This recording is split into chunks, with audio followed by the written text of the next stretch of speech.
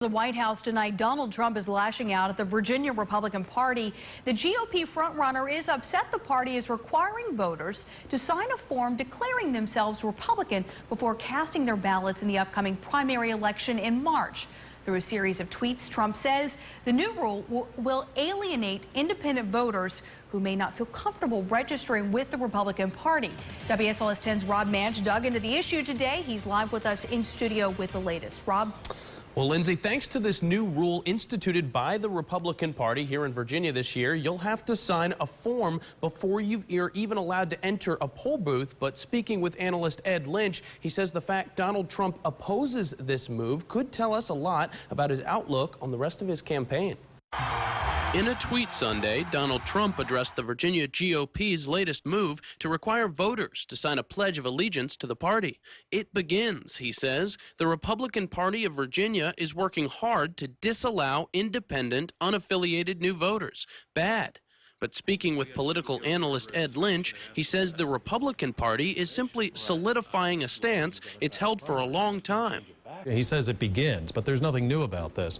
The Republican Party of Virginia has required for some time what strikes me as simply common sense, which is that Republicans should nominate Republicans.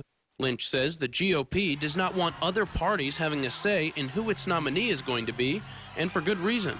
You can't have it both ways. You can't say, I'm not affiliated with the party, but I want to take part in one of the most important processes that party undertakes, which is nominating a presidential candidate. Meanwhile, Roanoke General Registrar Andrew Cochran says there are some reasons to oppose the new move. He says, for one, longer wait times are almost guaranteed.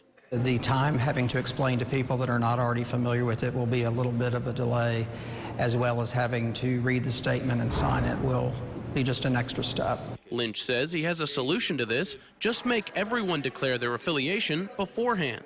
This entire process would be much, much easier on everybody if we had registration by party in Virginia, as over 30 states do. But as for Trump, Lynch says in opposing this move by Virginia's GOP, he may be revealing his own doubts about the strength of his candidacy. If Democrats are going to vote in the Republican primary, naturally those Democrats are going to vote for the weakest candidate. The fact that Donald Trump is opposed to this seems to indicate that he believes that by the time this process gets to Virginia, that he might be the weakest candidate. Well, Cochran tells me when you get to the polls this March, this is how it's going to work. You'll be asked which primary you would like to vote in. If you say Democrat, you'll be taken to a poll booth. But if you say Republican, you'll have to sign that form. But he says even if you refuse, you can still participate in the Democratic primary if you choose to. Of course, none of this has any impact on how you will vote come the general election this November. In studio, Rob Manch, WSLS 10.